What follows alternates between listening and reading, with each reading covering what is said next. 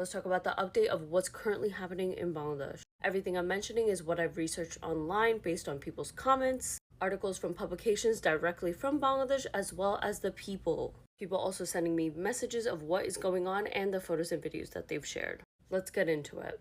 This is Abu Saeed, one of the student protesters that was martyred during the movement. He studied at the Begum Rokeya University in Rangpur, and he is one of the first people confirmed that has passed away from gun violence. And not just gun violence, police gun violence because of the student movements. Just a recap of what's going on, students all over Bangladesh are protesting the quota movement, which is a policy of high-paying jobs that are reserved for descendants of freedom fighters from the 1971 Bangladesh and Pakistan War. But the bigger issue here is that people are taking advantage of that system. It is not fair. And those policies are associated with the government that are calling their own students Razakars, which is a disgusting word, and also invoking violence started by the Chhatra League, which is a student body organization that defends the government, and they're the ones who are invoking the violence upon the students. Abu Saeed is the perfect example of doing everything right, going to university. He comes from a poor village. He's literally one of 9 siblings. Most of his siblings had to quit school to work except for him. He wanted to have a better life. He wanted to provide for his family,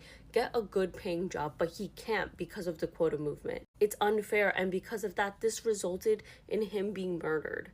Yesterday, there were several more breakouts that happened at Dhaka University again. And it's not just university students anymore. High schoolers have joined the cause, and they're the ones also being killed. I can't confirm a number of how many people have been affected and killed so far, but there are hundreds of people that have been wounded, and there's no actual number I can give you of how many people have been killed because it is across BD right now. Professors are protesting to protect their students. They want the violence to stop.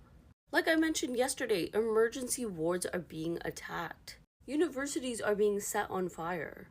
And I know yesterday I mentioned why people aren't talking online, especially content creators from Bangladesh. But that was honestly very American in me because this is the reality for a lot of people. People in Bangladesh don't have the same freedoms that we do here. And look, that is the honest truth. And if content creators can be targeted before, why can't they be targeted now? And a lot of them are, and they are on watch lists, and the internet is being monitored. The government has a lot of control over there, so I do think we need to put this into perspective.